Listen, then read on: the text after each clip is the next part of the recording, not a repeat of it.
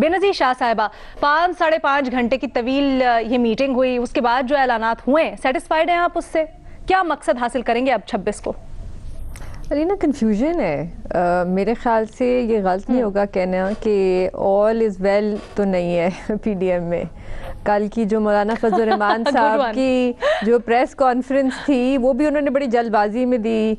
उसके बाद बड़ी छोटी सी प्रेस कॉन्फ्रेंस थी, उन्होंने कोई ख़ास सवाल भी नहीं लिए सहाफ़ियों के। जब उनसे पूछा गया नो कॉन्फिडेंस मोशन का, इस्तीफ़ों का, तो उस पर वो भी उन्होंने ज़रा गोलमोल कर दी।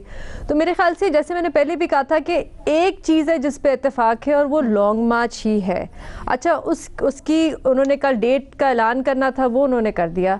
इससे आगे कोई ख़ास कंसेंसस बन नहीं रहा। अभी तो इस पर भी कंसेंसस नहीं है कि लॉन्ग मार्च जो है वो तब्दील होके धरना भी होगा या नहीं, इस पर कंसेंसस नहीं है। कल नवाज शरीफ साहब ने जो मुझे पता चला, नवाज शरीफ साहब ने कल ये भी तजवीज़ दी थी कि एक पहिया जाम हड़ताल होना चाहिए पूरे मुल्क में लॉन्ग मार्च से पहले, उस पर भी कोई कंसेंसस नहीं है। तो अभी कोई ख़ास कंसेंसस बन नहीं रहा।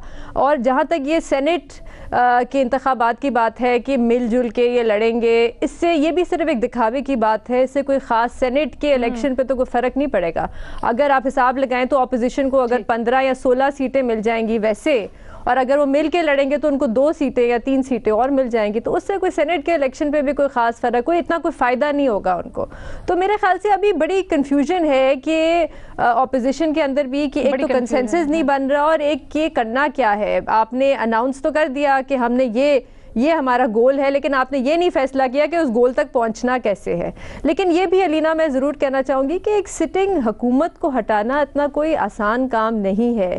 पीटीआई ने भी कोशिश की थी और तब तो सब एक ही पेज पे थे, मीडिया भी उनके साथ थी, लेकिन वो कुछ खास हुकूमत को हटा नहीं सके। तो ये कोई इतना आसान काम नहीं होता। लेकिन फिर भी ये एक किस्म की जंग है, चलती रहेगी। कभी कोई आगे होगा तो कभी कोई आगे होगा, कभी हुकूमत आगे होगी, कभी ऑपोजिशन आगे होगी।